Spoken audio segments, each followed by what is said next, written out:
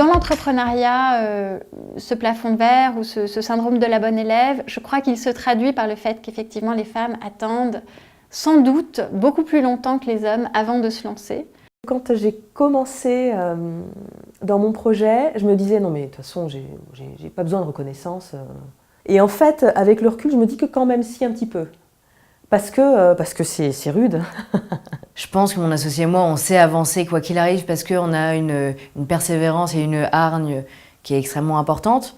Par contre, c'est vrai qu'on a un côté où on manque énormément de confiance en nous. On se rassure déjà entre nous, mais il n'y a rien de plus important pour nous qu'un compliment, une motivation de la part de quelqu'un qui va dire « je suis fière de vous les filles ». C'est nécessaire quand même d'avoir ces encouragements parce que c'est les signaux que le marché va vous apporter par rapport à votre idée. Et moi, je les recherche systématiquement. Je cherche l'avis des autres par rapport à mon projet. Donc, j'hésite pas, dès que j'ai une nouvelle personne en face de moi ou un ami, etc., à le pitcher, à lui dire voilà mon projet, etc., et à attendre à ce qu'il me dise ce qu'il en pense.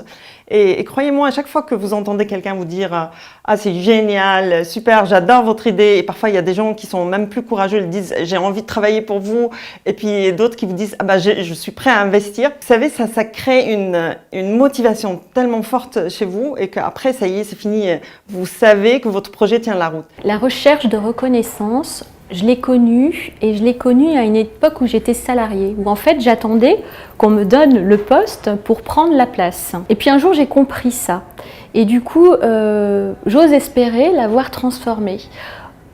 Aujourd'hui j'ai la sensation en tout cas d'avoir la liberté de pouvoir continuer sur une voie, même si je dois y aller seule, mais d'avoir cette liberté-là parce qu'au fond de moi, je sais que c'est la bonne voie, en tout cas pour moi, et pour ce que je pense être pour la bonne voie aussi pour l'entreprise.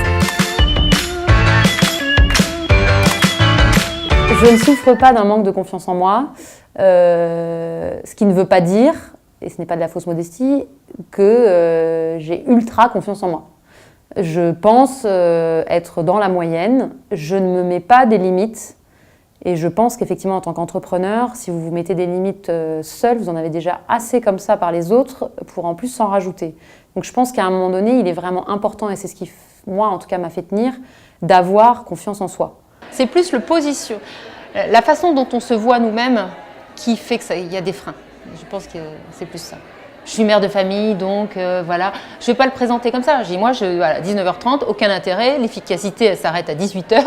Vous avez besoin de moi, on fait une réunion avant. C'est aussi une façon d'affirmer notre façon de fonctionner. Je pense que quand on porte un projet, il faut s'oublier et c'est le projet qu'on porte. C'est pas sa petite personne qu'on met en avant. C'est le travail de toute une équipe.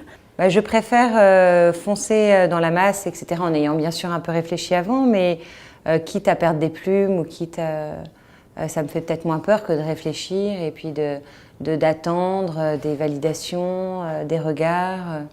Aujourd'hui, je parle vraiment de mon projet et la reconnaissance, elle vient du fait que je partage. Et dans le partage, elle vient assez naturellement. Elle est importante pour moi, mais je ne suis pas dans l'attente, je suis dans l'action. La confiance en soi est un facteur clé de succès. Les signes de reconnaissance sont des indicateurs de réussite. Votre plus grande satisfaction viendra des actions que vous entreprenez. Douter, c'est avancer.